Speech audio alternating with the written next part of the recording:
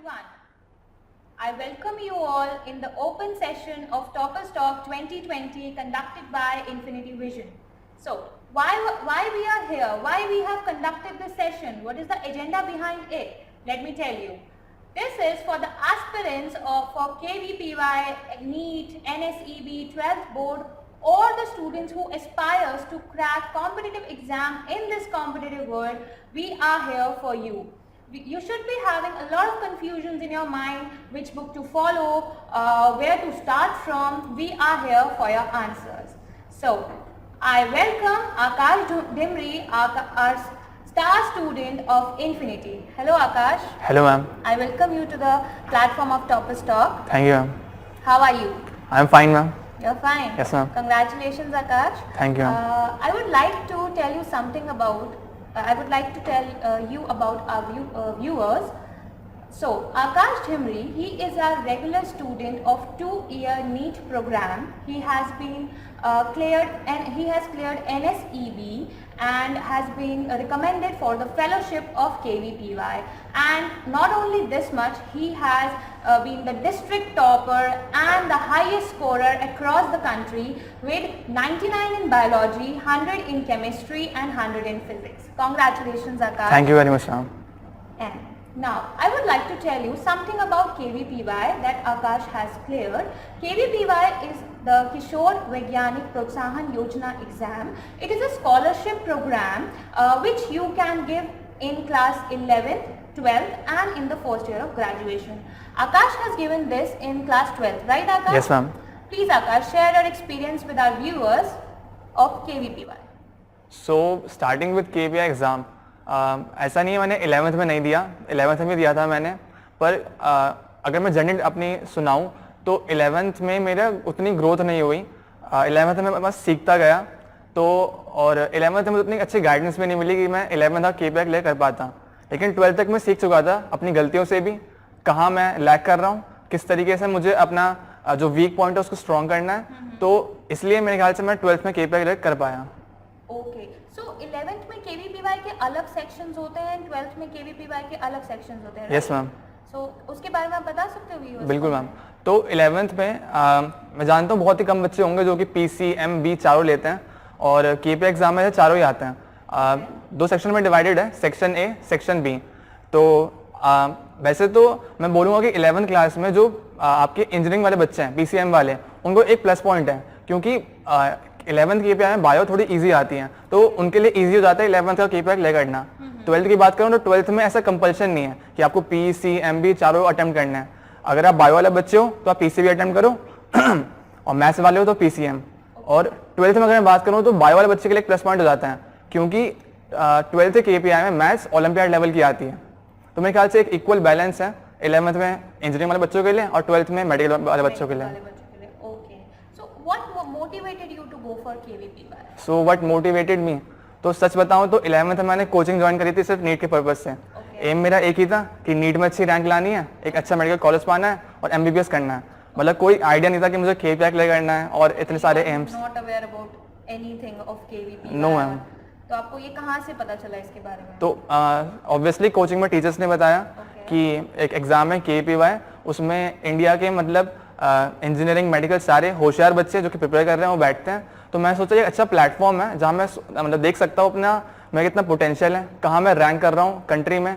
तो इसलिए, और ऊपर से एक और बात कि मुझे रिसर्च में काफ़ी इंटरेस्ट था। अगर मैं डॉक्टरी नहीं करता, मैं मेडिसिन फील्ड में नहीं जाता, तो मेरा जो प्लान भी है वो मुझे रिसर्च में जाने का है। तो इसलिए मैंने KVPY एग्जाम दिया। सो तो ऑब्वियसली बात है, family, friends, teachers major support है उनका, हर एक बच्चे की लाइफ में होता ही है। और फैमिली की मैं बात करूं तो उन्होंने कभी प्रेशराइज नहीं किया, मतलब बाकी बच्चों की तरह कि पढ़ो पढ़ो। मैं जानता हूं मैं टॉपर हूं, पर ऐसा मैं सोचना कि मतलब मुझे मेरे फैमिली को अलग सा रूम दे दिया कि ये आपका रूम है, यहीं पढ़ो, बस कुछ खाना खाना है तो बस बाहर आके खाना खाओ, पढ़ने लग जाओ, ऐसा बिल्कुल नहीं था। और मतलब मेरा जो स्टडी का टाइम है वो भी कोई 12-13 घंटे नहीं है, 6 to 7 आवर्स है। कंसिस्टेंटली पढ़ता हूँ और फोकस रख के पढ़ता हूँ। फोकस रख के पढ़ते हैं? Yes ma'am. कंसिस्टेंटली पढ़ना है और फोकस करके पढ़ना है। Yes ma'am. Okay, so coming back to KVPY, there is an interview also, right? You Yes, have ma'am. To give the aptitude test then the interview. तो share your experience about your interview. Interview what was? तो पहले तो मुझे लगता था कि interview में मतलब मेरा क्या सोचना था कि इंटरव्यू है, क्वेश्चन पूछेंगे, सब कुछ पढ़ लेता हूँ क्योंकि सिलेबस तो पूरा हो ही गया था। तो मैंने सारा 11th-12th का सब रिवाइज कर लिया था। तो मैं एक हफ्ता बचा था, जाने वाला था। तो मैंने अपने कोचिंग में वैभव सर हैं फिजिक्स के, उनसे मेरी बात हुई। तो मुझे सर ने रिकमेंड किया कि तुम इंटरव्यू पे जाने से पहले एक मॉक इंटरव्यू दो। तो मैंने मॉक इंटरव्यू दिया। तो वहाँ से मैंने एक चीज़ क्या सीखी कि मैं सोचता था पहले कि इंटरव्यू में मुझे अगर 10 सवाल पूछेंगे तो कम से कम 8-9 तो देने ही हैं। वहाँ मैंने क्या सीखा कि तुम 8-9 चाहे नहीं भी दो, 5 भी दो ना, तो तुम्हारा हो सकता है कि 8-9 जितने तुम्हें मार्क्स ही मिल जाएं। क्योंकि उन्होंने मुझे क्या सिखाया कि इंटरव्यू में आपका वो कॉन्फिडेंस चेक करेंगे, पर्सनैलिटी चेक करेंगे, ये सब चीज़ें, क्योंकि आपकी नॉलेज तो पहले चेक कर चुके हैं फर्स्ट स्टेज में। ओके, तो आपने मॉक इंटरव्यू दिया? Yes ma'am. एंड वो कहाँ पे हुआ था? वो कोचिंग ने कंडक्ट कराया था एक। Infinity vision? Yes ma'am. Okay, and कितने लोग आपके सामने बैठे थे व्हेन यू एंटर्ड द? हाँ, तो अगर मैं इंटरव्यू का एक्सपीरियंस शेयर करूँ तो काफ़ी मतलब जब मैं रूम में एंटर करने वाला था तब तो बहुत डरा हुआ था। सोच रहा था कैसे अपना फियर कंट्रोल करूँ, क्या करूँ, मतलब पैर काँप रहे थे, पर नहीं हो पाया। लेकिन जैसे ही मैं रूम में एंटर करा ना, तो सामने एक पैनल बैठा था, 8-9 के अराउंड प्रोफेसर्स थे। तो जैसे उनके मैं चेहरे पे स्माइल देखी ना, मैं सारा फियर चला गया। फिर मैं अपने आप ही कॉन्फिडेंस मिल गया और फिर उन्होंने क्वेश्चंस पूछे और फिर मैं अच्छे से सारे रिस्पॉन्ड कर पाया। Okay, that's great. मतलब 8 to 9 लोगों के सामने अगर आप बैठे हो तो आपको बहुत सारा कॉन्फिडेंस चाहिए। Yes ma'am. Very good. Okay, तो Akash has cleared NSEB also. NSEB is National Standard Examination in Biology, right? It is the first stage of International Biology Olympiad, and I would like to tell you that around 40,000 people were appeared. Okay, 40,000 के आसपास बच्चों ने ये exam दिया था, and out of them only 336 were selected, and I am proud to announce that Akash is one of them.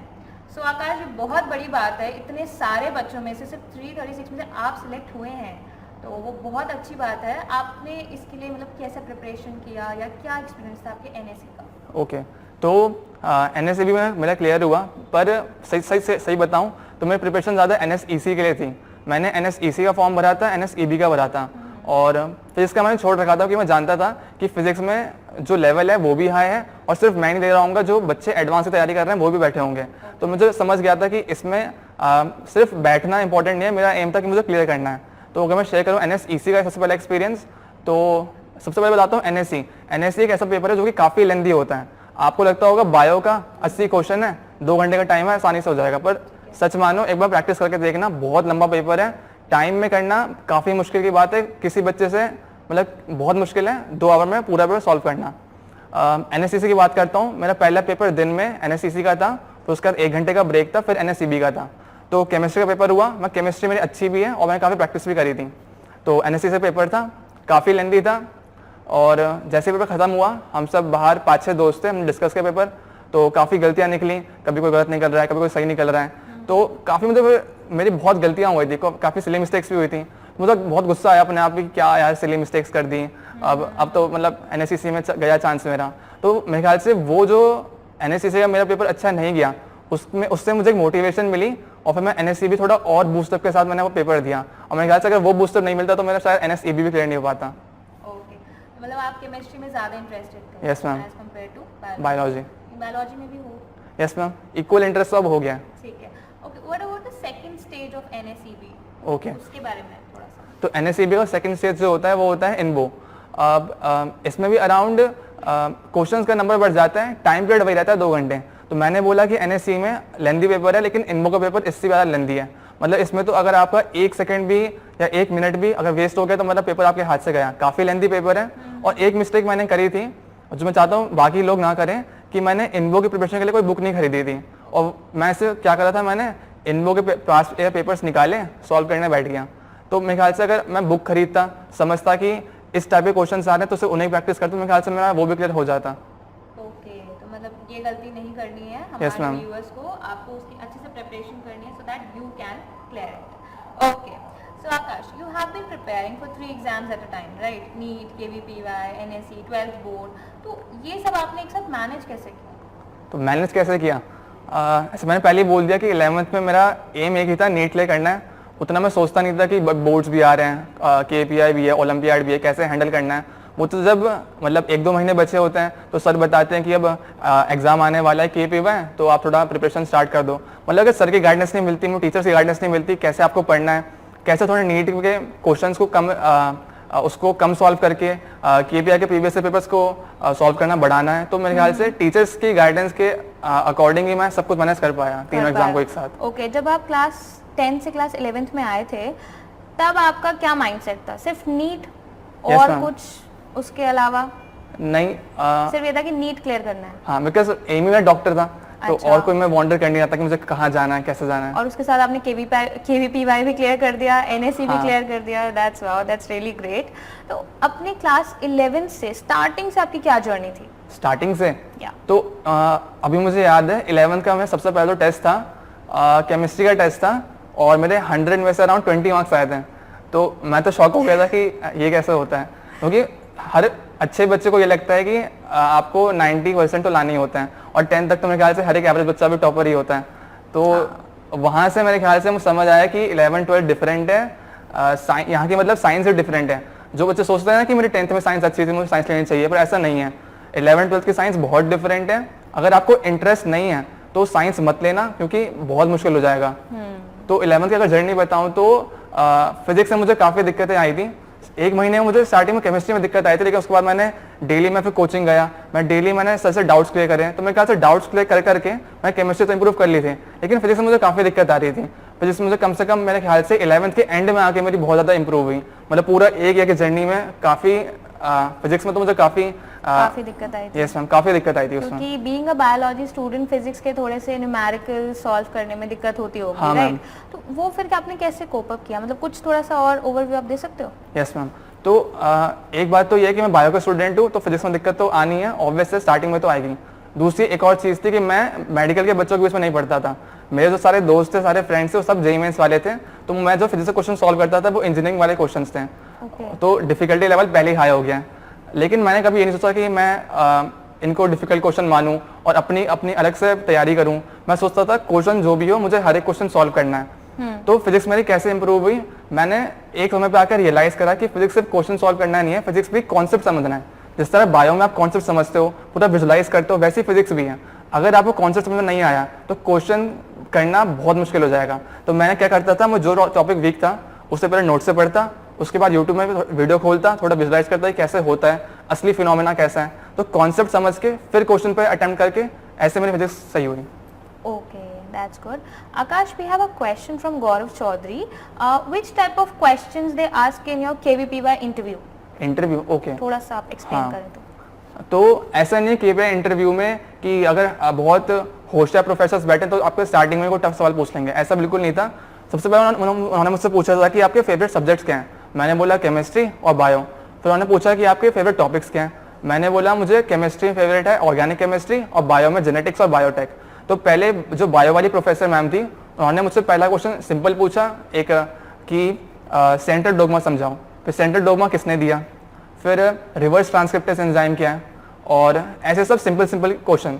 तो 3-4 simple question हो गए, फिर थोड़ा मीडियम लेवल, उसके बाद टफ लेवल। अब देखो टफ लेवल क्वेश्चन करना, ऊपर से वैसे ही आप प्रेशर में हो, काफी सिंपल चीज आपको याद नहीं आएंगी, तो टफ लेवल वहां पे करना मुश्किल होता है। तो टीचर्स आपकी मदद कर देते हैं। ऐसा मत समझो कि टीचर्स वहां बस आपको आंसर सुनने के लिए बैठे हुए हैं, वो आपकी पूरी मदद करते हैं कि, और आप मतलब बताते हैं कि अब ऐसे करो ऐसे करो, एंड तक लेके जाते हैं आपको, ताकि आप किसी राउंड से आंसर बता सको। केमिस्ट्री की बात करूं तो केमिस्ट्री में पहला सवाल था सीरो केमिस्ट्री का, और उन्होंने मुझसे पूछा था कि एक स्ट्रक्चर बनाया था और कह रहे थे कि इससे कन्फर्मेशन आइसोमर्स बनाओ और बताओ कौन सा सबसे ज़्यादा स्टेबल है, कौन सा सबसे ज़्यादा अनस्टेबल है। तो सिंपल क्वेश्चन था, कर दिया मैंने। उसके बाद फिर 2-3 क्वेश्चन ऐसे सीरो केमिस्ट्री के थे, और मेरे ख्याल से आखिरी क्वेश्चन था वो मैं अटेम्प्ट नहीं कर पाया था, मतलब सही नहीं था मेरा। वो क्वेश्चन था कि एक कीटोन था, उसमें मैंने 2 एरो बनाई और एक एरो पे ऊपर लिखा ब्रोमीन प्लस एल्कली। सबको पता है हॉफमैन ब्रोमोफॉर्म रिएक्शन।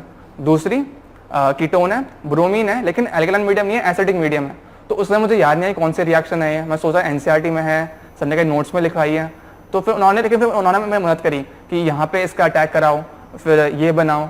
तो मुझे लगा था जब मैं बाहर निकला कि ये तो गलत हो ही गया, तो अच्छा नहीं गया इंटरव्यू मेरा, काफ़ी मैंने गलतियाँ करी हैं। लेकिन फिर मैं ये बस सोच रहा था कि मैंने कॉन्फिडेंस के साथ सारे आंसर दिए हैं, मैंने मतलब मैनरफुल बिहेवियर से सब कुछ रखा है, चेहरे पे स्माइल रखी है, तो ये सब क्या पता मुझे प्लस पॉइंट दे दें। ओके, तो important is to be confident Yes, ma'am. About your concepts, right? Okay, so Aakash, basically आप जैसे अभी KVPY, नीट और जो आपका 12th बोर्ड है, ठीक है, बहुत सारे क्वेश्चन हमारे पास यही आए हैं कि इन तीनों की प्रेपरेशन आपने कैसे करी? तो मतलब कि 11th और 12th में पूरा प्रॉपर आपका डेली स्केड्यूल, अच्छा। डेली रूटीन, कितना आवर्स आप देते थे, ये सब थोड़ा सा आप एक्सप्लेन करें प्लीज। तो डेली शेड्यूल पहले मैंने बोल दिया, ऐसा नहीं हो कि मैं बस 12-13 घंटा पढ़ने वाला हूँ, बुक वॉर्म नहीं हूँ, बस मैं प्लानिंग करता हूँ। मतलब मैंने सपोज मुझे कल कैसे पढ़ना है तो उसकी प्लानिंग मैं आज रात को ही कर लूँगा कि मुझे सुबह फिजिक्स करनी है, किसी चैप्टर के इतने क्वेश्चन सॉल्व कर लेना है सुबह सुबह। उसके बाद दिन में, क्योंकि मुझे केमिस्ट्री बहुत इंटरेस्ट है, तो मैं हमेशा जब भी केमिस्ट्री क्वेश्चन सॉल्व करता हूँ तो अपने लेवल के एक लेवल अब जाके सॉल्व करता था। ऐसे मुझे पता है मेडिकल में इजी पूछते हैं, तो मैं JEE मेंस की केमिस्ट्री सॉल्व करता था और सर के जो थोड़े टफ वाले असाइनमेंट्स है वो सॉल्व करता था। तो दिन में केमिस्ट्री करता था और फिर रात में मैं डेली कम से कम 2 to 3 पेजेस बायो के डेली पढ़ता था।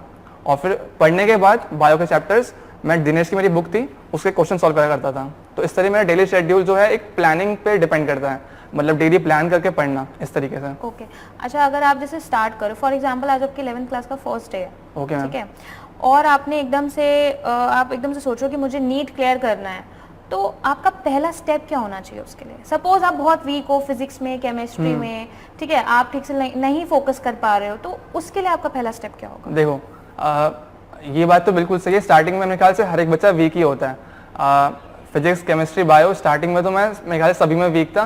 तो मेरे ख्याल से आप स्टार्टिंग से बहुत आगे का मत सोचो कि 2 साल बाद क्या होगा, कि मेरा नीट में कैसे परफॉर्मेंस रहेगी। क्योंकि मैं बताऊं तो मेरे 11th में मेरे ख्याल से नीट के किसी भी टेस्ट में बस एक बार में 600 से ऊपर आए थे, उसका कभी नहीं आए। लेकिन अब मैं अगर देखता हूं तो मैं हर एक टेस्ट में 650 प्लस क्रॉस करते हैं। तो सबसे पहली बात है, फ्यूचर के बारे में मत सोचो, डेली जो सर ने आपको सिखा रहे हैं कि सर ने कोई चैप्टर पढ़ाया तो बस चैप्टर पढ़ो, उसे इंटरेस्टिंग वे में अपने लिए खुद नोट्स बना लो, या फिर और बस डेली अपने जो गोल्स हैं वो डिसाइड करते करते आपकी ग्रोथ डेफिनेटली होगी। ज़्यादा आगे के बारे में सोचने का फायदा भी नहीं है। ओके, मतलब कि आपको प्रोक्रास्टिनेट नहीं करना है, just Yes, do it ma'am. Today, हाँ। राइट? ओके, अगर बेसिकली फॉर एग्जांपल आपका कोई टेस्ट है, ठीक है, अगर आपके यूटीज हैं तो इट्स ओके, आप उसको एक चैप्टर पढ़ सकते हो, बट व्हाट इफ अगर आपको एकदम डायरेक्टली आप बोर्ड्स पे आ जाते हो और आपको पूरा वो सब कुछ कवर करना है, and boards and KVPY and NEET तीनों चीजें में डिफरेंस है, राइट? तो वो आपने कैसे कवर किया? क्योंकि बहुत बच्चे यही पूछ रहे हैं कि मैं नीट और बोर्ड की पढ़ाई एक साथ कैसे करूं। तो पहली बात, ऐसे मैंने तो बोर्ड्स पे उतना फोकस नहीं करा, मेरा एम था नीट। और मैं कहा सब बच्चे जानते हैं कि बोर्ड्स का लेवल और नीट के लेवल में इतना डिफरेंस तो है कम से कम। तो आप ये मत करना कि पूरा फोकस सिर्फ बोर्ड्स पे रखना, क्योंकि फिर नीट बेकार हो जाएगा। अगर आप पूरा फोकस नीट पे भी रखते हो तो बोर्ड्स में, मतलब मैंने तो ऐसे ही किया, मेरा फोकस पूरा नीट पे था, फिर मेरे बोर्ड्स में इतने अच्छे मार्क्स आए। तो मेरा कहना क्या होगा कि आप जैसे मेरे ख्याल से डिफरेंस क्या है, बोर्ड्स और नीट में सिलेबस तो एक ही आता है, सेम बुक है NCERT, बस आपके बोर्ड्स में क्वेश्चंस के वेटेज कम हो जाएगी। तो मेरे ख्याल से आप नीट की प्रिपरेशन करो अच्छे से, और कॉन्सेप्ट को ऐसे मत लर्न करो कि आप कभी बहुत समय बाद दोबारा पढ़ने जाओ तो भूल जाओ। कॉन्सेप्ट को इंटरेस्टिंग में पढ़ा करो ताकि वो लॉन्ग समय तक याद रहे। Okay, so how are you motivating yourself during the lockdown period? हाँ, लॉकडाउन पीरियड में ऐसे अब तो काफ़ी दिक्कत है। ऐसे मैं भी थोड़ा डिमोटिवेट तो हो जाया करता था कि नीट कब होगा, अभी डेट आई फिर से पोस्टपोन हो गया, कब होगा। तो मैं थोड़ा खुद ही स्ट्रेटेजिकली सोचता था कि अगर 10 बच्चे हैं तो उसमें से 9 बच्चे यही सोच रहे होंगे कि कब होगा नीट, होगा भी कि नहीं होगा, और अगर होगा तो कैसे जाएंगे, कहीं हम पॉजिटिव ना हो जाएं। तो मैं इसका फ़ायदा उठाने के लिए सोचता था कि सब ये सोच रहे हैं तो सोचना बंद करो। क्या करता हूँ मैं, जैसे पहले पढ़ता था वैसे नहीं पढ़ता, एक नया अपना शेड्यूल बनाता हूँ जिसमें कि मैं थोड़ा पढ़ाई को डेफिनेटली कम कर दूंगा और थोड़ा अपना जो इंटरेस्टिंग काम करना है, ऐसे सपोज मैं थोड़ा टीवी देखना बढ़ा दूंगा, थोड़ा खेलना स्टार्ट कर दूंगा, ताकि मैं उस पीरियड में स्ट्रेस ना लूँ ज़्यादा। क्योंकि अभी जो पीरियड है हम सब घर के अंदर बंद है, तो काफ़ी मुश्किल है सारा समय सिर्फ पढ़ाई के तरफ मोटिवेट रहना। तो बाकी चीज़ों में मेरे ख्याल से इंडल्ज होना पड़ेगा, वरना आप डिप्रेशन में भी जा सकते हो शायद। Okay, what is your message for your juniors? Juniors के लिए क्या मैसेज है? हाँ, नीट और KVPY के लिए जो लॉकडाउन में अभी फंस गए हैं, वेदर इन 11th और वेदर इन 12th, तो उनके लिए क्या मैसेज दे सकते हो आप? ठीक है, तो मेरे ख्याल से बाकी बहुत बच्चों को क्या दिक्कत हो रही होगी कि सुबह स्कूल की क्लास है, शाम में कोचिंग क्लास है, फिर उसके बाद तो थक ही जाएंगे, सेल्फ स्टडी कब करेंगे।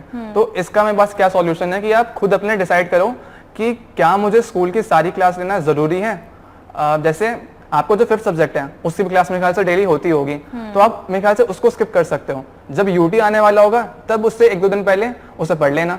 ऐसा अगर मैं अभी आपकी जगह होता मैं क्या करता, मेरा जो 5th सब्जेक्ट है अगर वो CS नहीं है, सपोज फिजिकल है, पेंटिंग है, तो मैं डेफिनेटली उसकी एक भी क्लास नहीं लेता। मैं क्या करता, सैटरडे संडे अपना एक टाइम, सुबह का टाइम मैं थोड़ा सुबह जल्दी उठ के सैटरडे संडे फिजिकल के थोड़े चैप्टर्स पढ़ लेता, इंग्लिश रीडर के चैप्टर्स पढ़ लेता, और इस तरीके से मैं अपने जो 5th सब्जेक्ट है उनको भी साथ लेके चलता है। ऐसा नहीं बिल्कुल छोड़ देता। और मैं ये भी नहीं कह रहा कि आप बस स्कूल की क्लासेस मिस करो। कोचिंग की क्लास में अगर सपोज फिजिक्स की क्लास है और सिर्फ सर क्वेश्चन और डाउट डिस्कस करेंगे, तो मैं मेरे ख्याल से वो क्लास भी छोड़ देता और अपना जो मैंने कल रात को डिसाइड करा होता कि मुझे आज क्या पढ़ना है उसी को स्टिक रहता। बस सपोज मुझे रात में थोड़ा फ्री टाइम मिल गया तो तब मैं यूट्यूब खोलता, मतलब सर की वीडियो खोलता और बस उधर लेके जाता जहाँ पे सर ने मेरा वाला डाउट डिस्कस करा है। तो इस तरीके से मैं टाइम भी सेव कर लेता और अपना जो मैंने प्लान डिसाइड करा वो मैं कंप्लीट हो जाता।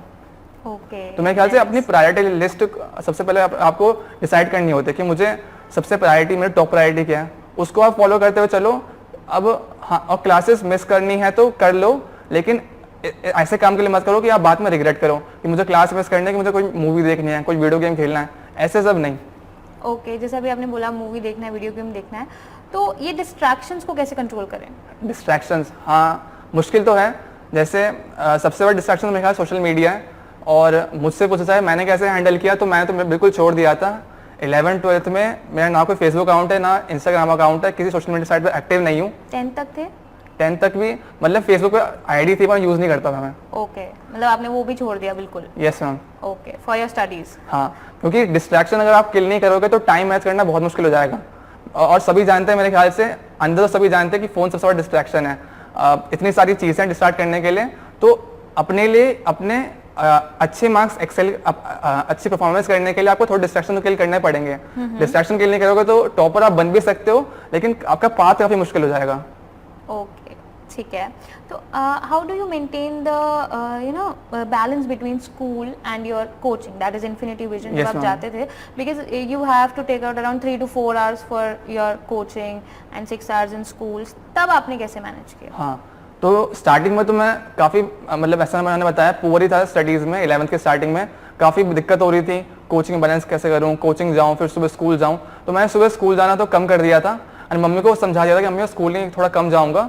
तो स्टार्टिंग में फिर जब जिस दिन स्कूल जाता था उसमें बहुत डांट पड़ती थी, कोऑर्डिनेटर मैम के पास जाके डायरी लेके कि बार बार खड़ा होना कि मैम अब नोट लिख दो दोबारा। लेकिन मेरे ख्याल से बाद में वो ठीक हो गया, क्योंकि धीरे धीरे मेरी ग्रोथ हुई, और जब स्कूल ने भी देखा कि मेरा रिजल्ट अच्छा आ रहा है, हाफ ईयरली में मैं अच्छा स्कोर कर रहा हूँ, तो मैम भी समझ गई कि डेफिनेटली ये बच्चा स्कूल छुट्टी लेता है तो घर में पढ़ता है, ऐसा नहीं कि मतलब बाहर कहीं घूमता है। तो मेरे ख्याल से आपको ढीठ बनना पड़ेगा। अगर डांट खानी है तो खाना सीखो, क्योंकि तभी आपको कुछ अच्छा मिलेगा, लेकिन किसी अच्छी चीज के लिए सीखो। Yes ma'am. राइट, ऐसा नहीं है कि स्कूल बंक करके घर बैठ गए। हाँ। अगर आप कर रहे हो तो इट्स ओके, आप अपनी पढ़ाई पे ध्यान दो। Right, okay Akash, we have a very interesting question here. ऐसा कोई सब्जेक्ट जो आपको अच्छा नहीं लगता, तो उसको कैसे पढ़ना है? देखो, अगर अच्छा नहीं लगता तो मेरे ख्याल से आप उसे पढ़ना चाहोगे ही नहीं। ऐसे मुझे स्टार्टिंग फिजिक्स इतनी बेकार लगती थी, अगर मैं खाली टाइम होता ना, मैं केमिस्ट्री उठाता, फिजिक्स कभी नहीं उठाता। तो अगर आपको अच्छा नहीं लगता है तो कोशिश करो कि मैं उसमें इंटरेस्ट डेवलप कर सकूं, क्योंकि आप खुद ही सोचो आपको कोई चीज़ अच्छी लगती ही नहीं है तो आप करोगे क्यों उसको? हाँ। केवल अपने आप को ऐसा झूठ बोल के कि मुझे पढ़ना है मार्क्स लाने के लिए, तो मेरे ख्याल से हो नहीं पाएगा। और जैसे मैंने इंटरेस्ट डेवलप करा फिजिक्स में, कैसे वीडियोस देख के थोड़ा इंटरेस्टिंग वे में फिजिक्स को पढ़ के, तो अपने लिए भी आप वही ढूंढो कि मैं कैसा अपने उस सब्जेक्ट में इंटरेस्ट डेवलप कर सकूं। जबरदस्ती नहीं करनी है, कोशिश करना है कि उस सब्जेक्ट को मैं इंटरेस्टिंग बना सकूं। ओके, कि आपको ये देखना है कि कैसे मुझे इसको इंटरेस्ट में लेके आना है। Yes ma'am. ठीक है, okay Akash, we have seen your success in 2 exams, right? अब हम चाहते हैं कि आप नीट में भी बहुत अच्छा स्कोर करें, तो जो आपने बाकी एग्जाम्स दिए like KVPY and your NSEB, इससे आपको कोई हेल्प मिली आगे नीट के प्रेपरेशंस में? यस मैम, डेफिनेटली हेल्प मिली है। जैसे NSEB ने मुझे क्या सिखाया कि NCERT कैसे पढ़नी है, बिकॉज NSEB में अगर मैं बोलूँ 80 क्वेश्चन है तो सिर्फ 15-20 क्वेश्चन डायरेक्ट NCERT से आते हैं। बाकी क्वेश्चन बाकी बच्चों को क्या लगेंगे आउट ऑफ NCERT है और हम कर नहीं पाएंगे। लेकिन अगर ध्यान से आप पेपर सॉल्व करो तो आपको लगेगा कम से कम 30 क्वेश्चन और ना NCERT से ही हैं। आपने शायद वो NCERT में कहीं पढ़ा नहीं होगा, आपने शायद NCERT उस तरीके से नहीं पढ़ी होगी कि आपको वो आंसर मिल पाए। तो NSEB से मुझे फ़ायदा ये हुआ कि मुझे NCERT कैसे पढ़नी है और हर एक चीज़ को इंपॉर्टेंस देनी है। NCERT में कोई कोने में डायग्राम रखा है ना जो शायद इंपॉर्टेंट ना हो, कुछ उसमें कुछ लेबल भी ना हो, फिर भी आप उसको एक बार देखो। तो NCERT कैसे पढ़नी ये मुझे NSEB ने सिखाया। NSEB ने Yes, सिखाया। ओके, मतलब काफी हेल्प मिल रही है आपको आपके नीट के लिए। Yes ma'am. Right, okay. उसका लेवल आप मुझे बता सकते हो, केवीपीवाई, नीट और Okay. ये एनएससी? तो डेफिनेटली केपीआई का लेवल अगर मैं कंपेयर करूं तो हाई है नीट के मुकाबले, क्योंकि उसकी जो फिजिक्स आती है वो आप जो सॉल्व कर रहे हो और इंजीनियरिंग वाले बच्चे जो सॉल्व कर रहे हैं सेम ही है। जैसे अगर मैं याद करूं तो मेरे फिजिक्स में मैं सेक्शन ए में सॉल्व किया था, सेक्शन बी में मैंने सिर्फ बायो और केमिस्ट्री अटेम्प्ट करी थी। तो सेक्शन ए में मैंने 20 क्वेश्चन में से बस 8 से 9 क्वेश्चन सही थे। और ठीक भी है, क्योंकि उस समय तक मेरे ख्याल से आपको सिलेबस से पूरा नहीं हुआ होता। तो डेफिनेटली केपीआई का लेवल थोड़ा हाई है, और इससे मेरे ख्याल से आपको फायदा ही होगा नीट में, क्योंकि अगर आप किसी टफ लेवल एग्जाम के लिए प्रिपेयर करते हो तो इजी में फिर सक्सीड करना बहुत इजी हो जाता है। Okay, we have another question with us कि अभी जैसे आप जब तक थे तब तक लॉकडाउन पीरियड नहीं था, No, राइट? ma'am. तब सब कुछ आपको नोट्स बनाने एंड ऑल दैट, बट अब सब कुछ ऑनलाइन हो रहा है। हाँ। ठीक है, everything, her class, your coaching, everything, तो उसको कैसे मैनेज करना है? मतलब ऑनलाइन कैसे मैनेज करना है? ऑनलाइन कैसे मैनेज करना है? बिकॉज जब आप स्कूल जा रहे हो तो you have a habit of carrying books, ठीक है, नोटबुक्स में अच्छा, आपको हाँ। लिखना है, बट अभी सब कुछ ऑनलाइन हो रहा है, your notes, your test, everything, तो उसमें कैसे ध्यान लगाना है पढ़ाई में? क्योंकि है। जैसे आप कह रहे हो कि आप सेल्फ मोटिवेटिंग हो, लेकिन हाँ। अगर एक स्टूडेंट है वो 11th क्लास में है और अभी जस्ट वो नीट की प्रिपरेशन कर रहा है, तो उसके लिए थोड़ा डिफिकल्ट होगा ये सब चीज को Yes, ma'am. करना। तो आप ऑनलाइन बच्चों के लिए क्या सजेस्ट कर सकते हो? तो मैं तो ये बोलूंगा, क्योंकि अब आप जैसे पढ़ रहे हो ना ऑनलाइन, वो बिल्कुल डिफरेंट है। आज से पहले कभी ऐसे किसी ने पढ़ना स्टार्ट करा है नहीं, तो आप पहले भी ऐसे पढ़ते थे नहीं, आप डेली स्कूल जाते थे। मेरे ख्याल से अभी भी आप क्या कर रहे हो, अभी भी आप जैसे पहले पढ़ना चाहते थे ना वैसे ही पढ़ रहे हो। मेरे ख्याल से आप खुद एक दिन बैठो और डिसाइड करो कि मुझे किस तरीके से पढ़ना चाहिए इस ऑनलाइन क्लासेस में, क्योंकि मैं कितनी भी एडवाइस दे दूं, क्योंकि मैंने इसको अभी तक फेस नहीं किया है, तो मैं जानता नहीं हूँ कि मेरी एडवाइस आपके लिए फ्रूटफुल होगी नहीं होगी। लेकिन अगर मैं आपकी सीट पे अपने आप को इमेजिन करूँ तो काफ़ी डिफिकल्ट तो है, लेकिन मेरे ख्याल से फ़ायदा भी है कि आपको अब मेरे ख्याल से टाइम बहुत सेव हो रहा है। आप जहाँ कोचिंग मतलब चल के जाते थे बस वापस आते थे तो टाइम वेस्ट तो होता था। तो अब आप क्या करो, जैसे अगर आप, मैं सही बताऊं, अगर आप स्कूल जाते और कोचिंग जाते तो आपको डेफिनेटली बाकी सारी चीज़ें कम करनी पड़ती है, अपना खेलना, फिर बाकी एक्टिविटीज़ में इंटरेस्ट रहना, म्यूजिक, डांस। लेकिन अब आप मेरे ख्याल से ये सब भी कर सकते हो। आप चाहते हो तो अब अपना कोई हॉबी उससे फॉलो कर सकते हो घर पे बैठे बैठे। तो उससे आपको क्या होगा, आप अपना हॉबी भी फॉलो कर रहे हो, फिर पढ़ाई भी कर रहे हो, तो आपको फिर इंटरेस्ट भी अपने आप डेवलप हो जाएगा। ओके, तो कोशिश मत करो कि मुझे अभी पहले जैसा ही पढ़ना है, थोड़ा डिफरेंट तरीके सोचो कि मुझे क्या करना चाहिए, क्योंकि अब टाइम आपको बहुत मिल चुका है। रिक्रिएशंस में थोड़ा सा Yes, ma'am. इन्वॉल्व होना चाहिए। आपने ऐसा कुछ अपना हॉबी छोड़ा था अपनी पढ़ाई के लिए? छोड़ा तो था मैंने, जैसे पहले तो मैं बहुत खेलता था, तो 11th में तो मेरे ख्याल से बहुत कम कर दिया था खेलना, महीने में एक बार ज़्यादा था, नीचे बहुत कम कर दिया था। लेकिन जैसे ही मैंने देखा फिर 12th में मेरी अच्छी परफॉर्मेंस हो गई है, मैं ट्रैक पे आ चुका हूँ, तो मैंने रिक्रिएशन दोबारा रिज्वाइन करा ताकि मुझे ज़्यादा स्ट्रेस ना हो।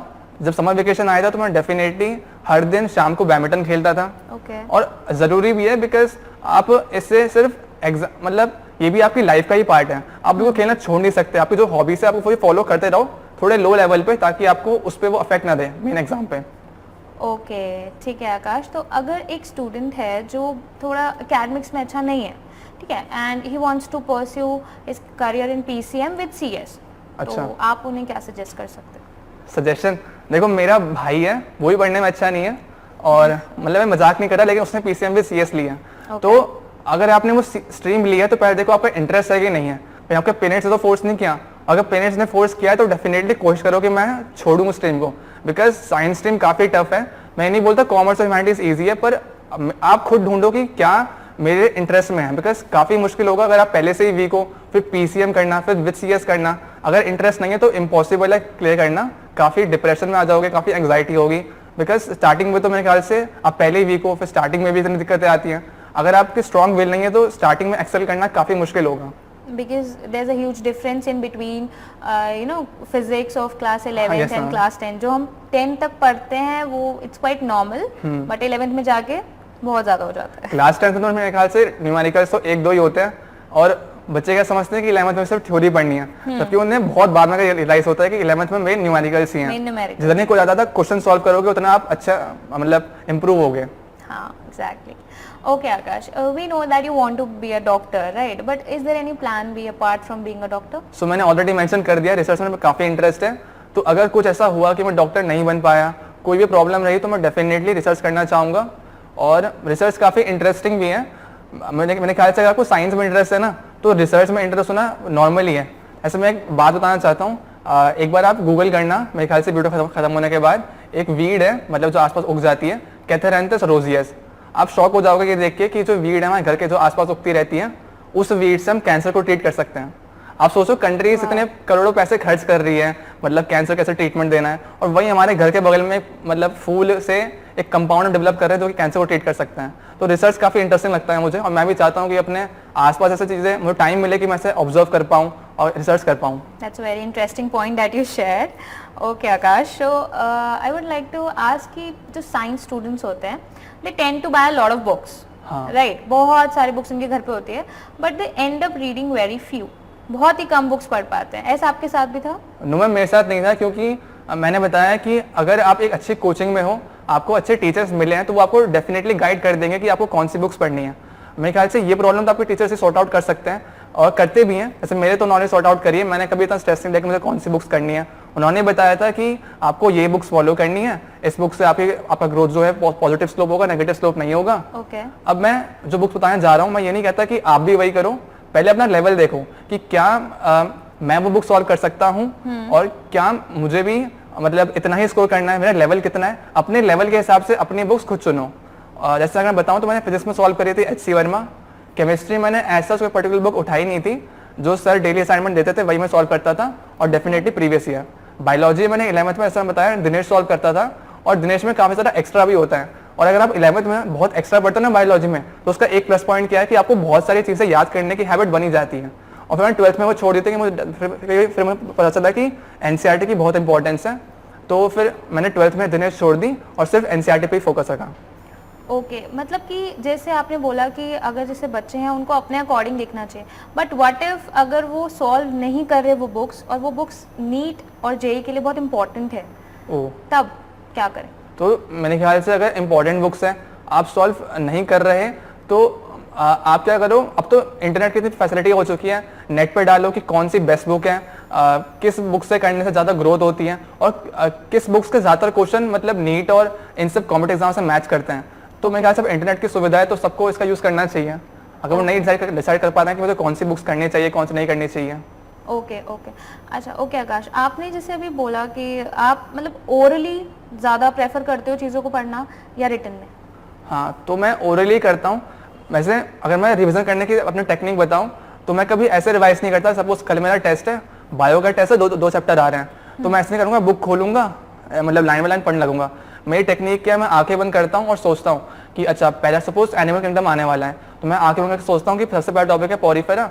उसके बाद सोचता हूँ कितने सारे पॉइंट्स याद है, क्या मुझे तीनों डायग्राम याद है, हाँ याद है, तीनों के नाम हाँ, एग्जाम्पल्स हाँ। तो ऐसे कर करके मैं अपने आंखें बंद करके सारा पूरा एक टॉपिक रिवाइज कर लेता हूँ। उसके बाद फिर मैं बुक खोलता हूँ, फिर देखता हूँ मैं कोई मिस तो नहीं करा। तो ये मेरी टेक्निक रहती है रिवाइज करने की। इससे क्या होता है आपको वो बहुत, क्योंकि आप खुद सोचो आप एग्जाम में क्या करते हो, एग्जाम में आप सब कुछ आंखें बंद रिवाइज ही करते हो कि मुझे कुछ याद है कि नहीं है। तो मेरे ख्याल से जो चीज़ आप एग्जाम में करते हो वो अगर आप पहले करो एग्जाम से पहले प्रिपरेशन करते समय, तो काफ़ी फ्रूटफुल होगी। Okay, that's nice. ठीक है आकाश, आपके एग्जाम्स में like you have scored 299 out of 300 in science stream, ठीक है, तो क्या रिएक्शन था लोगों का आपके आसपास? रिएक्शन तो देखो, बोर्ड्स का रिजल्ट आने वाला था 12:30 बजे और मुझे मिला 4:30 बजे, तो एड्रेनलिन जो यहाँ पे था वो डेफिनेटली कम हो गया था। हो गया। लेकिन मतलब थोड़ा बहुत तो था ही रिएक्शन। मेरा एक दोस्त था, उससे बातें होती रहती थी कि मतलब हाँ रिजल्ट आया, हाँ किसी का पता चला और ऐसा ऐसा हुआ। तो 4:30 के अराउंड उसका फ़ोन आया, कह रहा आकाश तेरा रिजल्ट पता चल गया। मैंने कहा मेरा, तेरा क्या हुआ? तो उसने कहा अभी छोड़, जल्दी मम्मी के पास जा, स्पीकर ऑन कर, मैं तेरा रिजल्ट सुनाता हूँ। मैंने कहा ऐसे ही बता दे, इतना भी क्या कर रहा है। तो मैं गया मम्मी के पास, स्पीकर ऑन किया, तो कह रहा नमस्ते आंटी, आकाश के 99 आए हैं। मैं तो सुन के शौक रह गया। फिर मैं उससे बात कर रहा कि सही में झूठ तो नहीं बोल रहा है, ऐसे ऐसे करा। फिर जब मैं वापस आया तो मम्मी वापस सो गई थी। कुछ नॉर्मल रिएक्शन था काफ़ी। लेकिन जब शाम को पापा आए तो काफ़ी मतलब हाइप हुआ, बहुत लोगों के फ़ोन आए। फिर एक दिन में रुका नहीं, फिर अगले दिन भी फ़ोन आए, फिर उसके अगले दिन भी फ़ोन आए, मतलब बहुत मोटिवेटिंग भी था। Mummy was quite normal, mummy को पता था भाई मेरा बेटा तो कर लेगा। हाँ, बोल सकते हैं। ओके, ठीक है आकाश, जैसे आपने अभी बोला कि 299 आए हैं, ये बहुत बड़ी बात है, because you'd have to write your answer, और प्रेजेंटेशन स्किल्स अगर आपकी अच्छी नहीं है तब आप इतना अच्छा स्कोर नहीं कर सकते। हाँ। तो एनी टेक ऑन इट? तो जो बच्चे कॉम्पिटिटिव एग्जाम की तैयारी कर रहे हैं ना, उनके लिए थोड़ा टफ तो होता है। वो कई बार मेरे ख्याल से टफ नहीं भी होता तो एक्सक्यूज मार देते हैं कि सर हम तो ऑब्जेक्टिव तैयारी करते हैं, हमारे लिए काफ़ी मुश्किल है, आंसर कैसा लिखना है, किस तरीके से लिखना है। तो मेरे ख्याल से आप एक बात सोचो, आप बचपन से लेकर मेरे ख्याल से 10 तक सारे आंसर सब्जेक्टिव तो लिखते हो, बस टफ क्या है, आपने उस कॉन्सेप्ट को समझ के इतने क्वेश्चन सॉल्व कर चुके हैं, तो बस बोर्ड्स में आपसे क्वेश्चन पूछ रहे हैं इंग्लिश में, तो आपको कॉन्सेप्ट सब कुछ याद है, उससे लिखना ही तो होता है। बिल्कुल। और एक चीज़ थी कि मेरे बोर्ड्स में 100 मेरे ख्याल से इससे भी इस एक टेक्निक हो सकती है कि मैंने जो प्रीवियस ईयर के टॉपर्स थे, मैंने उनकी आंसर शीट डाउनलोड कर ली थी, फिर मैंने वो उनसे देखा था कि वो किस तरीके से लिखते हैं, क्या उनकी राइटिंग पैटर्न है और क्या हैंड राइटिंग मैटर करती है, क्योंकि मेजॉरिटी ऑफ टॉपर्स की जब मैं याद करूं तो उनकी राइटिंग भी उतनी अच्छी नहीं थी, ऐसी थी कि रीडेबल है, हर एक उनका लेटर समझ में आएगा, पर अट्रैक्टिव नहीं थी कि मतलब पहली बार आप उनकी आंसर शीट खोलो तो बहुत मतलब अच्छा लगे। बस वो हर एक चीज़ अच्छे से एक्सप्लेन कर देते थे, एक लाइन छोड़ के अंडरलाइन करते थे, तो वही सब चीज़ें मैंने भी कॉपी करी थी। ये काफी इंपॉर्टेंट पॉइंट बताया आकाश ने कि आप ये कर सकते हो, you just have to download the answer sheet of your seniors, right. ये काफी अच्छा पॉइंट था Akash, thank you. Okay Akash, आप जैसे केमिस्ट्री और फिजिक्स में कैसे आपने चीज़ों को फॉर्मूलाज और वो रिएक्शंस इतनी बड़ी बड़ी जो केमिस्ट्री में होती है, इनऑर्गेनिक ऑर्गेनिक केमिस्ट्री में, वो आपने कैसे अपने दिमाग में रिटेन रखी? तो देखो, ऐसा तो नहीं है कि आप एक दिन बैठोगे और सारे फॉर्मूले पढ़ोगे तो सब याद हो जाएगा, मुश्किल है, मेरे ख्याल से ऐसा कोई करता भी नहीं होगा।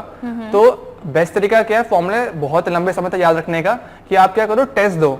एक चैप्टर आपने पढ़ा, सारे फॉर्मूले उस समय लर्न कर लिए, उसके बाद उसका एक टेस्ट दो, फिर टेस्ट में देखो आपको वो फॉर्मूला उस समय याद आ रहा है नहीं आ रहा है, वो रिएक्शन में ऐसा कोई गलती तो नहीं हो रही। तो बेस्ट तरीका क्या होता है फॉर्मूले याद करने का और कोई रिएक्शन ना भूलने का, टेस्ट दो। ज्यादा से ज्यादा टेस्ट दोगे तो मेरे ख्याल से आप ऐसा क्वेश्चन अटेम्प्ट कर रहे हो और आप हर चीज रिमेंबर कर भी लोगे। ओके। और बायोलॉजी में आपका क्या वो है, क्योंकि उसमें बहुत सारे हेवी वर्ड्स होते हैं। यस मैम, हाँ। ठीक है, that you have to cram, तो उसमें क्या आपने कैसे किया? तो जब मैंने 10th में सोचा था कि मैं अब पीसीबी लेने वाला हूँ, तो मेरा भी यही था कि मेरे ख्याल से बायो रटने वाला सब्जेक्ट है, रट लेंगे ठीक है, लेकिन मेरे ख्याल से अगर आप बायो रटने बैठे ना, हर एक चीज़ क्रैम करने बैठे, तो नीट में मेरे ख्याल से आप पास भी नहीं हो पाओगे, काफ़ी टफ होगा। और बायो सब्जेक्ट भी ऐसा नहीं है। अब मेरे ख्याल से बच्चों को रियलाइज़ हो भी गया होगा कि बायो जैसा आप समझते हो वैसा बिल्कुल भी नहीं है, आपको उसको एक स्टोरी की तरह समझना है कि अच्छा यहाँ स्टोरी स्टार्ट हुई है, पूरा एंड तक आपको उसको समझना है, ऐसे ऐसे होता है, नेचर में ऐसा होता है। और अगर बात है हैवी वर्ड्स की, तो हैवी वर्ड्स आपको अगर आप उससे पूरे स्टोरी की तरह विजुलाइज करोगे तो हो ही जाता है। वैसे मैं बात करूँ सर्कुलेटरी सिस्टम की, तो बचपन से आप पढ़ रहे हो कि हमारे ब्लड में होते हैं आरबीसीज, रेड ब्लड सेल्स। अब दिक्कत क्या है, 12th में एक नया वर्ड आ गया इराइथ्रोसाइट्स। इसको आपको कैसे इमेजिन करना है कि इराइथ्रो ये एक ऐसा वर्ड है जो कि सिंबलाइज करता है रेड, साइट मतलब सेल, तो बेसिकली रेड ब्लड सेल और इराइथ्रोसाइट में कोई डिफरेंस रहा ही नहीं है। इराइथ्रोसाइट का मीनिंग भी वही है, आरबीसी बस एक नया वर्ड है। ओके, ठीक है, that's a very good point that you have mentioned. Okay Akash, अब जैसे अगर फॉर एग्जांपल आप केवीपीवाई और नीट के लिए जा रहे हो, ठीक है, तो आप एक दिन पहले आपका क्या स्ट्रैटेजी रहेगा? एक दिन पहले तो मैं ज़्यादा स्ट्रेस नहीं लूँगा, क्योंकि मैं एक चीज़ ज़रूर करूँगा कि मैं एक दिन पहले उसका एक मॉक टेस्ट ज़रूर दूंगा, और इस तरीके से दूंगा कि मैं इमेजिन करूँ कि मैं अभी टेस्ट में ही बैठा हूँ, अपने आसपास की चीज़ें ऐसे क्रिएट कर दूंगा कि ताकि मुझे लगे मैं टेस्ट वाले हॉल में ही बैठा हूँ। और काफ़ी इंपॉर्टेंट है ताकि आपको फिर अगले दिन ज़्यादा स्ट्रेस ना हो। तो मैं उस दिन पढ़ाई भी थोड़ी कम ही करूँगा, लेकिन रात को मैं अच्छे से सब कुछ रिवाइज कर लूँगा, सारे जो इंपॉर्टेंट फॉर्मूलाज हैं और मेरी प्रीवियस बुक के जो डबल टिक क्वेश्चंस कर रखे हैं वो सब। ओके, मतलब नीट से पहले आपने कितने टेस्ट सीरीज अभी तक सॉल्व कर लिए? अच्छा, ऐसे अब तो नीट तो मेरे ख्याल 3 मई को होना था, अब तो 13 सितंबर डेट हो गई है, तो बहुत टाइम मिल गया। तो मैंने इसको इस तरह यूटिलाइज करा कि मैंने बहुत ज़्यादा ही टेस्ट दे दिए, अराउंड 150 प्लस या 200 प्लस मैंने टेस्ट दिए हैं। और ऐसा नहीं मैं ऐसे टेस्ट देता और फिर छोड़ देता, टेस्ट देने के बाद उसको एनालाइज करना काफ़ी इंपॉर्टेंट है। मैंने अपनी कोचिंग की टेस्ट सीरीज सॉल्व करी है, मैंने कई सारे अदर कोचिंग की टेस्ट सीरीज सॉल्व करी है, फिर मैंने इंटरनेट से अपने टेस्ट मतलब अपने हिसाब से टेस्ट डाउनलोड कर लेता था। तो मैंने बहुत टेस्ट सॉल्व करे हैं, और टेस्ट सॉल्व करना इंपॉर्टेंट है बिकॉज आप फिर समझते हो किस तरीके के क्वेश्चंस आ सकते हैं, आपको बहुत वैरायटी ऑफ क्वेश्चंस की नॉलेज हो जाती है। ओके, और मैंने ऐसा सुना है कि इन्फिनिटी में आप जेई मेंस के भी सीरीज दिया करते थे, तो उसमें कैसा स्कोर रहता था आपका? तो हाँ, ऐसे 11th में अगर याद करूँ तो 11th में मेरे ख्याल से मैं सिर्फ 50% टेस्ट नीट दिया करता था, 50% टेस्ट में देता था अपने जेई मेंस वाला दोस्तों के। उस समय मेरे ख्याल से 120 क्वेश्चन पूछे जाते थे जेई मेंस में, 30 फिजिक्स, 30 केमिस्ट्री, 30 मैथ्स। तो मेरा क्या होता था, मुझे 3 घंटे टाइम मिलता था, 30 फिजिक्स क्वेश्चन है, 30 केमिस्ट्री और 90 बायो। तो उस समय तो मेरा उतना अच्छा स्कोर नहीं रहता था, लेकिन अब मैं सोचता हूँ मुझे उसका फायदा हुआ है, क्योंकि मैंने 11th में सिर्फ फिजिक्स केमिस्ट्री सॉल्व जो करी है वो जेई मेंस लेवल की करी है। तो आप ये मत सोचो कि मुझे सिर्फ नीट के टेस्ट सॉल्व करना है, जेई मेंस भी सॉल्व करो। ऐसे अब अगर मैं बात करूँ तो मैं अभी भी जेई मेंस के टेस्ट सॉल्व करता हूँ, और अब जो मेरा स्कोर है वो काफ़ी अच्छा है। 200 में से अगर मैं एनालाइज करूँ तो अराउंड 160-150 पहुँच जाते हैं, उसकी काफ़ी अच्छा स्कोर है। Okay, that's nice. मतलब कि जैसे आप बता रहे हो कि जो जेई मेन का फिजिक्स होता है वो थोड़ा सा टफ लेवल होता Yes, है ma'am. और नीट का जो लेवल है वो थोड़ा सा Yes, ma'am. नीचे उससे होता है, comparison में। राइट? ये होता है। Okay okay Akash, we have another question, that is how did you maintain a balance between botany and zoology? Botany क्या एंड जूलॉजी हमें ये दोनों एक साथ पढ़ने चाहिए?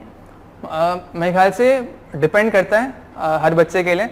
जैसे अगर आपको पढ़ाई ऐसे जा रहा है कि बॉटनी अलग है जूलॉजी अलग है तो वैसे पढ़ लो, मेरे ख्याल से उसमें बेटर भी है, क्योंकि आप जब बॉटनी पढ़ने बैठोगे तो हर एक चैप्टर को आप कनेक्ट कर पाओगे। सपोज पहले आपने पढ़ा मॉर्फोलॉजी ऑफ फ्लावरिंग प्लांट्स, उसका अगला चैप्टर क्या है एनाटॉमी, तो पहले आपने फ्लावरिंग प्लांट्स की मॉर्फोलॉजी समझ ली, तो उसके अंदर में कैसा है वो समझ लिया। तो मेरे ख्याल से अगर आपको स्टार्टिंग में दिक्कत हो रही है तो आप कर सकते हो कि बॉटनी अलग से पढ़ो, फिर जूलॉजी अलग से पढ़ो, और अगर आपने कोई चैप्टर पढ़ लिया ना फिर ढूंढो कि उसके अगला जो चैप्टर मैं पढ़ने वाला हूँ क्या वो थोड़ा कनेक्ट है, तो डेफिनेटली फिर वही चैप्टर आपको उठाना। ओके ठीक है आकाश, जैसे आपने स्टार्टिंग में जैसे टेस्ट सीरीज की अगर मैं बात करती हूँ तो टेस्ट सीरीज में आपका स्टार्टिंग में स्कोर कैसा था? स्टार्टिंग में तो ऐसा नहीं बताया, मेरा फर्स्ट जो टेस्ट था केमिस्ट्री का काफ़ी बेकार था, 100 में से 20 आए थे, लेकिन फिर और ऐसा नहीं था कि मैं अगले टेस्ट में बहुत अच्छे आ गए, ऐसे ही रहा, थोड़ा इम्प्रूवमेंट हुआ 30-40, लेकिन फिर मतलब ऐसा नहीं था कि मैं 11th में बहुत अच्छा स्कोर कर गया। धीरे धीरे ग्रोथ होगी, आपको उसको एक्सेप्ट भी करना पड़ेगा और हार नहीं माननी है। धीरे ग्रोथ हो तो बस आप मेहनत करना मत छोड़ो, करते रहो मेहनत, एक ना एक दिन जरूर आएंगे। अब मेरे आ रहे हैं, अब मैं सोचता हूँ अपने पुराने दिनों को तो कितना लगता था कि तो इम्पॉसिबल लगता है मुझे कि अब मैं इतना ग्रोथ कर चुका हूँ, काफ़ी इम्पॉसिबल है। तो हार नहीं माननी है आपको, जितना स्कोर आ रहा है उसे एक्सेप्ट करो, अपने सर से डाउट डिस्कस करो, उससे से आपका इंप्रूवमेंट होगा। आपने अपनी डीमोटिवेशन को कैसे मोटिवेशन में चेंज किया? क्योंकि किसी भी बच्चे के अगर 100 में से एकदम से 20 आ रहे हैं, फॉर एग्जांपल अगर वो 10th तक टॉपर है, तो उस चीज़ को आपने कैसे मैनेज किया? तो एक बात थी, मैं टेस्ट में कम मार्क्स आते थे ना तो मैं डीमोटिवेट नहीं होता था कि अरे यार कम मार्क्स आ गए क्या हो रहा है ये सब, ऐसा नहीं था। मैं सोचता था कम मार्क्स आए तो अब मुझे मतलब और मेहनत करनी है। हर एक मैं उस समय तो मेरे ख्याल से मैं दिन भर स्टार्टिंग में तो पढ़ता ही रहता था, पूरे दिन पढ़ता रहता था, सोचता था कि मुझे बहुत ही पढ़ना है तभी जाके ग्रोथ होगी। तो आपको डीमोटिवेट तो होना ही नहीं है, उस डीमोटिवेशन को भी एक अच्छे तरीके से एक्सेप्ट करना है और तभी आप अच्छा एक्सेल कर पाओगे। Okay Akash, how was your peer group? तो मेरा पीयर ग्रुप तो मेरे ख्याल से मेरे जैसा ही है। और सब हाँ मेरे जैसे ही हैं, काफ़ी कभी स्ट्रेस नहीं देते, और मेरे ख्याल से अच्छा पीयर ग्रुप होने से आपको बहुत सारे बेनिफिट्स हैं। जैसे मैंने बोला कि सोशल मीडिया कैसे हैंडल करना है ना, तो उसमें ये अच्छा पॉइंट हो सकता है कि अगर आपका पीयर ग्रुप ही ऐसा ही हो आपके जैसा जो कि सोशल मीडिया यूज़ नहीं करता तो काफ़ी बेनिफिट होगा, क्योंकि फिर आपके फ्रेंड्स आपको व्हाट्सएप पे मीम मेरे ख्याल से फॉरवर्ड करने के बजाय कोई क्वेश्चन फॉरवर्ड करेंगे कि चलो वही सॉल्व कर दे इसके। ओके दैट्स तो एक नाइस। अच्छा पीयर ग्रुप जो कि आपके जैसा ही हो तो काफ़ी सही रहता है, काफ़ी ईजी हो जाता है फिर आपके लिए टॉपर बनना। ओके और उस पीयर ग्रुप में एक पॉजिटिव कंपटीशन भी रहता है, हाँ, जो आपके लिए काफी ज्यादा फ्रूटफुल है I guess. Okay Akash, that's nice. Akash, मैंने ऐसा सुना है from your teachers that you have a very cool and calm attitude towards your studies, is it correct? Yes ma'am. Okay, कैसे मेंटेन किया इस एटीट्यूड को? मेंटेन कैसे किया, मेरे ख्याल से बचपन से ही ऐसा हूँ मैं। ऐसा नहीं है कि 11th-12th में आके मैंने सीखा कि भाई कूल और काम रहना है तभी मैं अच्छा स्कोर कर पाऊंगा। बचपन से ही मैं ऐसा था, ज़्यादा रिएक्शन नहीं देता किसी बातों को, और बहुत अच्छा कुछ हो गया बहुत बुरा कुछ हो गया तो सब एक नॉर्मल रिएक्शन रहता है।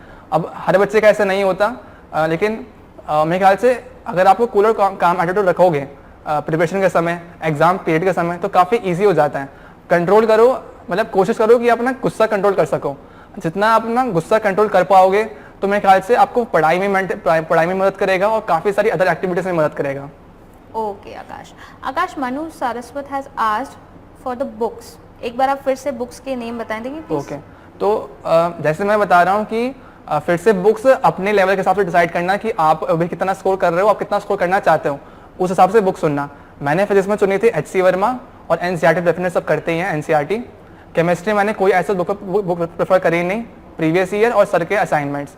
बायोलॉजी मैंने 11th में दिनेश करी थी, पर मेरे ख्याल से उतनी अच्छी बुक नहीं है वो, काफ़ी उसमें एक्स्ट्रा भी है, तो कई बच्चों को बेकार लग सकते हैं कि भाई एक्स्ट्रा याद कर रहे हैं, क्या फ़ायदा है इसका। तो ये आपको खुद सोचना है कि मुझे दिनेश चुननी है नहीं चुननी। मैं दिनेश चुनी थी सिर्फ 11th तक, 12th में सिर्फ NCERT करी है, और डेफिनेटली NCERT एग्जाम्पलर।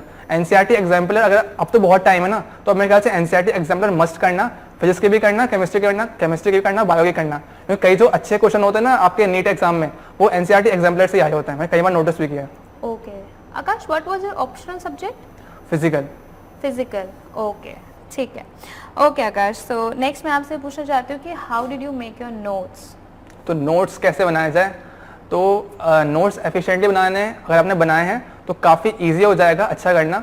मैं कैसे बनाता था, तो जो कोचिंग में पढ़ाया है वही नॉर्मली अच्छी राइटिंग में लिखना है। एक चीज़ मैं करता था कि हर एक लाइन लिखने के बाद या हर एक सपोज एक पैराग्राफ खत्म हो गया तो 2-3 लाइन में छोड़ देता था।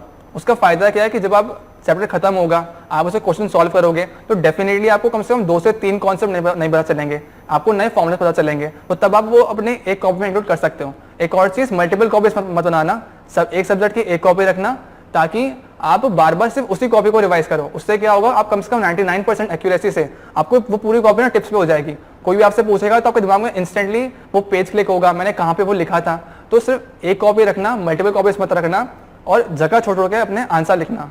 Okay Akash, next thing is, जैसे आप नीट, KVPY, ठीक है, और बोर्ड्स कर रहे हो, इन तीनों चीज़ों की प्रेपरेशन आप कर रहे हैं, तो सबका जो सिलेबस है ऑलमोस्ट आसपास इक्वल है, yes, ठीक है, लेकिन आपने इन तीनों के बीच में डिफरेंस कैसे किया कि मतलब मैं पढ़ रहा हूँ तो मुझे इसके लिए पढ़ना है या तीनों के लिए एक साथ पढ़ना है? तो अब ऐसा तो नहीं है कि तीनों एग्जाम एक साथ आने वाले हैं। नीट तो सबसे लास्ट में था, KVPY नवंबर के राउंड था और NSCB उसके बाद था। तो मैंने क्या सोचा कि जब नीट KVPY आने वाला है तो अब मुझे डेफिनेटली अपने नीट की प्रिपरेशन को थोड़ा कम करना पड़ेगा। तो उस 1 महीने के ड्यूरेशन में जब KVPY आने वाला था, कोचिंग में मैंने बहुत सारे टेस्ट कराए, मैंने वो डेली टेस्ट अटेम्प्ट करे। कभी मैं KVPY के टेस्ट की सीरीज में कभी मैंने स्किप नहीं की क्लास, और सर भी डेली बोलते थे कि आपको हर एक KVPY का टेस्ट सॉल्व करना है, और तो वो तो मैंने कराई। साथ में मैंने अपने एक्स्ट्रा एफर्ट्स डाले क्योंकि मैं जानता था कि अभी मेरे कोचिंग में थोड़ा जो सिलेबस है वो थोड़ा कंप्लीट नहीं हो पाएगा। तो मैंने फिजिक्स में खुद से क्या करा, मैंने खुद दिन में 2 घंटे का टाइम निकालता, मैं NCERT में खोलता, मॉडर्न फिजिक्स पढ़ना खुद स्टार्ट कर देता, और इस तरह मतलब मैंने इतना तो इंश्योर कर लिया था कि मुझे मॉडर्न फिजिक्स जो कॉन्सेप्ट है, जो बताना चाह रहे हैं डिफरेंट टॉपिक्स है, वो मुझे अपने लेवल पे याद हो जाए। और मेरे ख्याल से उसका मुझे फायदा भी हुआ है क्योंकि KVPY में बहुत मॉडर्न फिजिक्स के क्वेश्चन आते हैं, और कम से कम मेरे ख्याल से 2 क्वेश्चन तो सही थे ही मेरे मॉडर्न फिजिक्स से। ठीक है, ऐसा कभी हुआ है कि आपको लगा हो कि नहीं ये तो मुझे समझ ही नहीं आ रहा या मुझे पढ़ने का मन नहीं है, तब आपने उस चीज़ को कैसे मैनेज किया? तो अगर पढ़ने का मन बिल्कुल नहीं हो रहा ना, तो मेरे ख्याल से छोड़ दो, कुछ ऐसी फिर काम करो कि थोड़ा मेडिटेट कर लो। पढ़ने का देखो बहुत समय होता है कि मन नहीं करता, लेकिन पर डिसाइड करो कि आपका अगले दिन टेस्ट तो नहीं है। अगर टेस्ट है और आप पढ़ने का मन नहीं कर रहा है तो मेरे ख्याल से बहुत बड़ी गलती कर रहे हो। अपने लिए खुद स्ट्रिक्ट बनना सीखो। अगर आपका मन नहीं कर रहा तो मेरे ख्याल से आप ये सोचो कि अगर मेरा मन नहीं कर रहा तो मैं कैसे इतना फिर एक्सपेक्ट कर रहा हूँ अपने आप से, मैं खुद ही अपने लिए एफर्ट्स डाल नहीं रहा और फिर बाद में मैं पता नहीं किसी और को ब्लेम कर दूंगा। तो अपने खुद स्ट्रिक्ट बनोगे तो तभी आप एक्सेल कर पाओगे। Okay, how much time should we devote for the studies of KVPY, NEET, board? अच्छा, तो ऐसा कुछ नहीं है कि आपको कुछ डिसाइड करना है कि मुझे इतने घंटे पढ़ना है, अब पढ़ना है।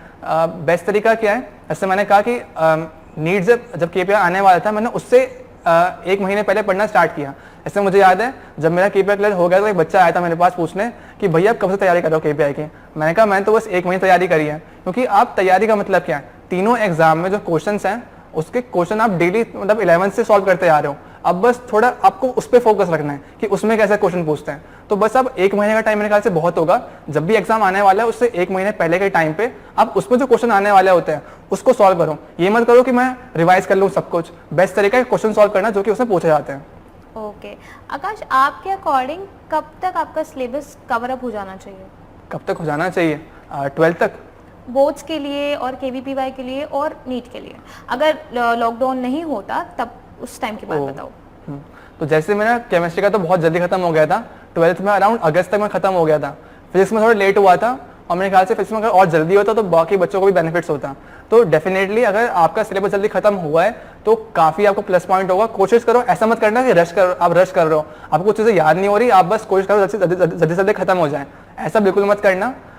रखना ऐसे कि थोड़ा स्लो चले लेकिन कुछ स्किप मत करना। कोशिश ये रखना अपनी कि बहुत मतलब एक टाइम से तो पूरा हो ही जाए। अराउंड अगर मैं 12th की बात करूँ तो सितंबर अक्टूबर तक अगर हो जाएगा तो उसके बाद ही सारे कॉम्पिटिटिव एग्जाम्स होते हैं। ओके, 11th तक का सिलेबस 12th में आगे कैसे करना है? हाँ, ये काफ़ी डिफिकल्ट होता है क्योंकि आप सोचते हो, मैंने ख्याल से आप क्या करते हो ना, आप 12th का ही पढ़ रहे हो, आप बस अभी सोचते हो कि भाई मुझे 11th का ही पढ़ना है, कैसे हो पाएगा यार, इतना सारा है, फिजिक्स पढ़ूँ, केमिस्ट्री पढ़ूँ, बायो पढ़ूँ, क्या पढ़ूँ। तो काफ़ी उस समय आपको डिफिकल्ट लगता है। पर मैं क्या बोलूँगा, एक बार स्टार्ट तो करो। अपने दिमाग में सोचो कि मुझे फिजिक्स करना है, एक बार बस अगर हम स्टार्ट कर दिया ना तो फिर तो वो हो ही जाता है। ऊपर से मुझे तो डिफिकल्टी हुई नहीं क्योंकि मेरी कोचिंग में एक सीरीज चलती थी, प्रयास की सीरीज और अभ्यास की सीरीज। अभ्यास की सीरीज में क्या था कि आपको बस 12th के टेस्ट देने हैं, लेकिन हमें बोला गया था कि जो बच्चे इंटरेस्टेड हैं तो वो जो 11th क्लास के बच्चे हैं जो प्रयास की सीरीज दे रहे हैं, आप उनके भी टेस्ट अटेम्प्ट करो। और उससे मुझे क्या फायदा हुआ, मैंने अपने टेस्ट तो दिया ही, 12th का मैं रिवाइज हो गया, मैं 11th टेस्ट भी देता, फिर टेस्ट देने के बाद मैं घर आता, 11th की कॉपी खोलता, अच्छा मैंने ये गलतियाँ करी, अच्छा मैं ये फॉर्मूला उसमें भूल गया था। तो बेस्ट तरीका है आप 11th के टेस्ट देना स्टार्ट कर दो, आपका अपने आप सिलेबस कवर हो जाएगा। ओके आकाश, मुझे गलती से याद आया, आपको बायोलॉजी में किसी में कुछ रिग्रेट है कि आपके बायोलॉजी में 99 आए हैं? नहीं, ऐसा नहीं है, मतलब 99 है, 1 मार्क्स गया तो रिग्रेट तो नहीं है, क्योंकि मैं जानता हूँ मेरा 1 मार्क्स कहाँ गया था। जब मेरा पेपर कंप्लीट हो गया तो मुझे पता था कि मेरा भाई ये क्वेश्चन गलत हुआ है, इसमें डेफिनेटली कटने ही कटने हैं। अगर 99 नहीं आते, थोड़े 97 आते तो मुझे होता कि मैं सोचता फिर कि भाई कहाँ कट गए, कहीं छोड़ तो नहीं जाए, कहीं गलती तो नहीं हो गई। रिग्रेट तब होता है जब आपको पता ना हो कि कहाँ मार्क्स कटने वाले हैं। अब मुझे पता था कहाँ कटने वाला, तो हैप्पी था मैं। अच्छा, ऐसा कभी हुआ है आपको लगा आपने अपना बिल्कुल 100% दिया है और लेकिन आपके स्कोर आया नहीं उतना? हाँ, ऐसा मुझे लगा था इनबो में। मैं सोचता था कि मैंने बहुत अच्छे से पढ़ रखा था और पता नहीं इतना गैप कैसे रह गया। ऐसे इनबो की कट ऑफ गई थी अराउंड 160, मेरे मार्क्स थे अराउंड 130, तो मुझे लगा था 30 मार्क्स का डिफरेंस तो बहुत ज़्यादा है। मतलब उस समय मैं बहुत अपसेट था, लेकिन मैंने बहुत बाद में आके विजुअलाइज करा कि मैंने उसकी बुक तो खरीदी नहीं, मैंने ये तो सोचा ही नहीं कि भाई उसमें जो क्वेश्चन आ रहे हैं उस पर ज़्यादा फोकस करूँ, मैंने सिर्फ उसके पास से पेपर्स लगा लिए। तो आप ये ज़रूर करना कि जो भी एग्जाम हो ना, उसके ओरिएंटेड बुक ज़रूर परचेज करना और प्रीवियस पेपर तो करना ही। तो ये 2 चीज़ें ज़रूर करनी होती हैं। ओके, तो मतलब आपने एक्सेप्ट किया कि मेरी ये गलती थी? हाँ, स्टार्टिंग में नहीं कर रहा था मैं। स्टार्टिंग नहीं कर रहे थे। ओके आकाश, लास्ट क्वेश्चन, कुछ आप सजेस्ट करना चाहते हो न्यू कमर्स को फॉर केवी पीवाई और फॉर 12th बोर्ड, कुछ भी जो आपके मन में हो? अच्छा, सजेशन तो यही होगा कि अपना इंटरेस्ट डेवलप करो। और मेरे ख्याल से मैंने भी जब इंटरेस्ट डेवलप करना स्टार्ट किया तो तभी मुझे ग्रोथ मिली है। सच बोल रहा हूँ, अगर इंटरेस्ट डेवलप नहीं होगा, आप कुछ और सोचोगे कि मैं ये तरीका अपनाता हूँ, ये तरीका अपनाता हूँ, नहीं होने वाला। सबसे पहले इंटरेस्ट डेवलप करो, अपने लिए स्ट्रिक्ट बनो, प्रायोरिटी लिस्ट डिटरमाइन करो, और बेस्ट और एक और इंपॉर्टेंट चीज़ है कि फोकस रखो। जिस समय आप एग्जाम दे रहे होगे ना, उस समय कोशिश करो कि मेरा कोई सेकंड थॉट ना आए दिमाग में, मैं सिर्फ फोकस करना सीखूँ। अगर आपने फोकस करना सीख लिया और एक बार इंटरेस्ट डेवलप कर लिया ना, तो बहुत ईजी हो जाएगा और इस पर मेरे ख्याल सारे एग्जाम क्लियर कर सकते हो। Okay, anything else you want to से?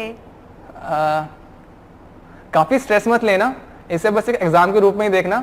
अगर नहीं हुआ तो भी मतलब कोई बड़ा डिसीजन मत ले लेना, अभी भी बहुत सारी चीज़ें बड़ी हैं, आप ड्रॉप कर लेना। ऐसा तो नहीं है कि सब कुछ फिनिश हो जाएगा, बस मोटिवेटेड रहना, और यही है। Thank you Akash, it was a wonderful talk with you. I hope हमारे व्यूअर्स बहुत इंस्पायर होंगे, बहुत मोटिवेट होंगे। Thank you everyone for being with us. But आपको कहीं जाना नहीं है, we have one more guest for you, so stay tuned.